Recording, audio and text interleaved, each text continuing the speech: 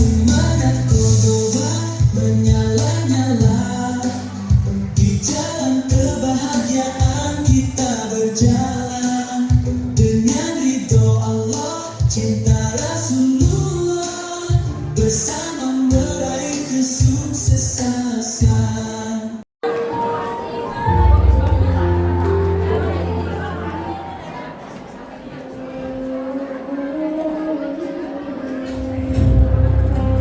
Assalamualaikum warahmatullahi wabarakatuh. A'udzu billahi minasyaitonir rajim. Bismillahirrahmanirrahim. Innahu min Sulaiman wa innahu bismillahirrahmanirrahim. Alla ta'u alayya wa kuni muslimin. Wa saddaha ma kanat ta'budu min dunillah. Innaha kanat min qaumin kafirin. Qila laha dakhuli shaf falamma ra'athu hasibathu lujjatan wa kashafat an saqaiha. Qala innahu sarhum mamarratun min qawarir. Qalat rabbi inni zalamtu nafsi wa aslamtu ma'a Sulaiman lillahi rabbil alamin. Aku berlindung kepada Allah dari godaan syaitan yang terkutuk dengan menyebut nama Allah yang Maha Pengasih lagi Maha Penyayang. Sesungguhnya surat itu berasal dari Sulaiman yang isinya berbunyi, dengan nama Allah yang Maha Pengasih lagi Maha Penyayang. Janganlah engkau berlaku sombong terhadapku dan datanglah kepadaku sebagai orang-orang yang berserah diri. Kebiasaannya Balqis menyembah selain Allah telah mencegahnya dari tauhid. Sesungguhnya dia dahulu termasuk kaum yang kafir. Dikatakan kepadanya Balqis, masuklah ke istana. Ketika dia Balqis melihat lantai istana itu, dia menyangkanya kolam air yang besar. Dia menyangkakan gaun yang menutupi kedua betisnya. Dia Sulaiman berkata, sesungguhnya ini hanyalah lantai licin berkilat yang terbuat dari kaca. Dia Balqis berkata, ya Tuhanku, sesungguhnya aku telah berbuat zalim terhadap diriku. Aku berserah diri bersama Sulaiman kepada Allah, Tuhan semesta alam. Maha dengar Allah dengan segala firman-Nya.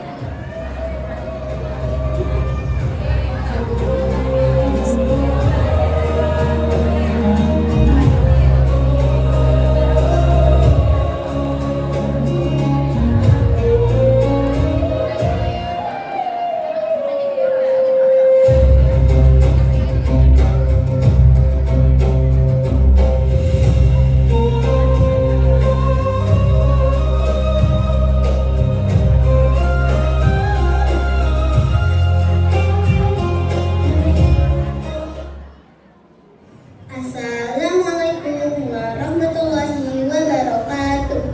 Mari kita mulai kisahnya. Ribuan tahun yang lalu, jauh di selatan Jazirah Arab, terbentang sebuah negeri yang kemakmurannya seolah menjadi bangsa-bangsa lain, negeri Saba. Di sanalah peradaban manusia mencapai puncaknya. Di pusat kemewahan itu, duduklah seorang wanita di atas singgasana yang tak ternilai harganya. Satu Balqis. Ia bukan sekedar hiasan istana, ia adalah politisi jenius, arsitek peradaban, dan pemimpin militer yang disegani. Namun, di balik segala kilau emas dan permata itu, ada kegelapan spiritual yang pekat. Setiap pagi saat fajar, menyingsing keheningan yang menyelimuti Sabah. Bukan untuk bersujud kepada pencipta alam, melainkan untuk menyambut matahari. Balqis dan rakyatnya akan merendah diri, menempelkan dahi mereka ke tanah, menyembah bola api raksasa itu. Iblis telah menghiasi perbuatan syirik itu dengan sangat indah di mata mereka, membuat mereka merasa sebagai bangsa yang paling tercerahkan. Padahal mereka tersesat di jalan yang gelap. Sabah, penyembah matahari. Mereka mengira tidak ada yang mengawasi. Namun, di atas langit biru di istana Sabah, sepasang mata kecil sedang menekan segalanya. Hudhud, burung intelijen dari kerajaan Nabi Sulaiman di Palestina. Hudhud melihat kemegahan itu dengan rasa ngeri karena melihat manusianya menyembah makhluk bukan sang khalik. Hudhud terbang melintasi ribuan mil membawa data intelijen yang akan memicu konflik diplomatik terbesar di zaman kuno.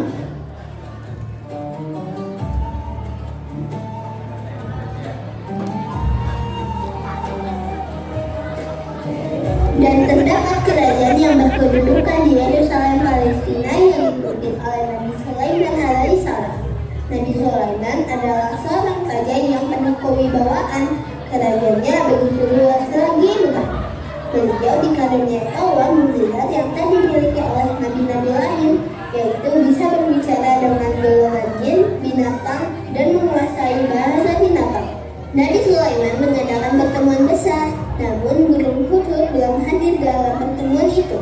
Nabi Sulaiman alaihissalam bersabda dalam surah An-Naml ayat 20, "Mengapa aku tidak melihat Hudhud ataukah dia yang termasuk yang tidak hadir?" Maaf, Baginda Raja, kami tidak tahu. Semoga burung Hudhud segera datang, Baginda. Tidak lama kemudian datanglah Hudhud dengan nafas yang tersengal-sengal. Aku telah mengetahui sesuatu yang belum engkau ketahui. Aku datang kepadamu dari Sabah membawa suatu berita penting yang meyakinkan kebenaran. Sesungguhnya aku mendapati ada seorang perempuan yang memerintah mereka penduduk Nabi Sabah. Dia dianugerahi segala sesuatu dan memiliki singgasana yang besar. Dia dan kaumnya sedang menyembah matahari, bukan Allah. Nabi Sulaiman alaihissalam bersabda dalam surah An-Naml ayat 27, "Kami akan memperhatikan apakah engkau benar atau termasuk orang-orang yang berdusta." Nabi Sulaiman pun menulis surat untuk Ratu Balqis dan bermaksud mengajak Ratu Balqis dan pengikutnya untuk menyembah Allah. Burung Hudhud yang mengantarkannya. Nabi Sulaiman alaihissalam bersabda dalam surat An-Naml ayat 28, "Pergilah dengan membawa suratku ini, lalu jatuhkanlah kepada mereka. Kemudian berpalinglah dari mereka, lalu perhatikanlah apa yang mereka bicarakan."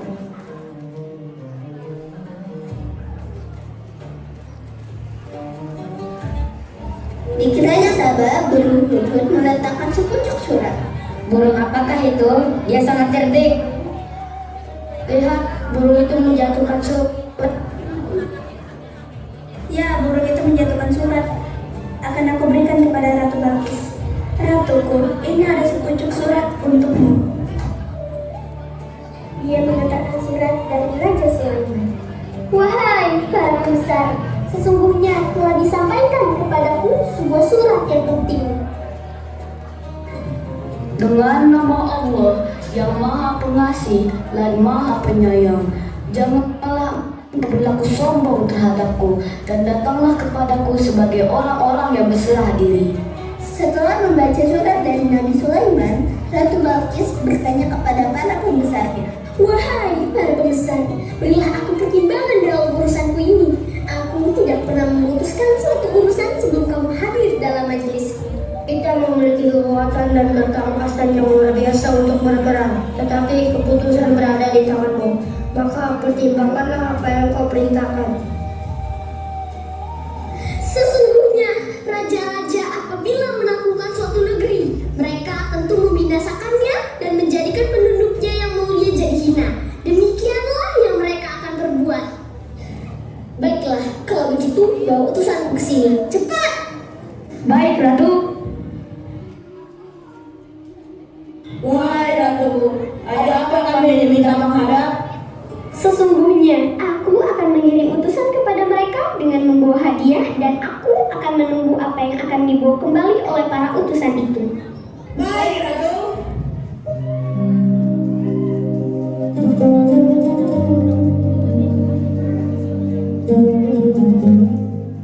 Baginda, hadiah-hadiah ini dari Ratu Balqis untuk Baginda. Nabi Sulaiman pun mempertanyakan apakah hadiah-hadiah tersebut lebih baik daripada apa yang Allah berikan. Kenapa wahai baginda raja?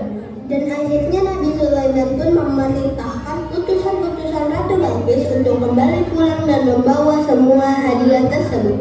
Utusan pun kembali ke kerajaan Sabah. Ratu Balqis pun akhirnya berniat mendatangi kerajaan Nabi Sulaiman. Kabar itu lalu diketahui Nabi Sulaiman. Nabi Sulaiman mengajak semua prajurit berkumpul untuk menyambut kedatangan rombongan Ratu Balqis. Dalam surat An-Naml ayat 38, Nabi Sulaiman mempertanyakan kepada para pembesar, siapakah yang sanggup membawakan singgasana Ratu Balqis sebelum mereka datang menyerahkan diri? Akulah yang akan membawanya kepadamu sebelum engkau berdiri dari singgasanamu. Sesungguhnya aku benar-benar kuat, lagi dapat dipercaya. Aku akan mendatangimu dengan membawa singgasana itu sebelum matamu berkedip.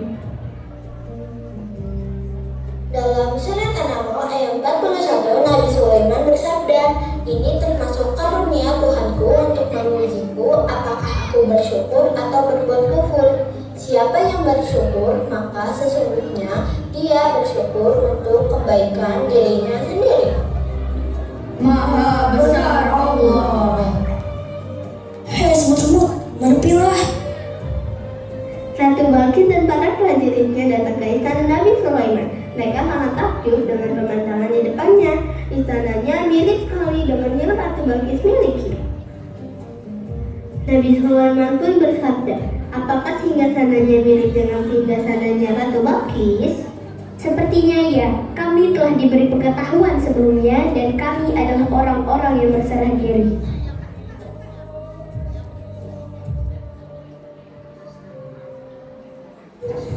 Ketika Balqis melihat lantai istana itu, dia menyangkanya kolam air yang besar. Dia menyingkapkan gaunnya yang menutupi kedua betisnya.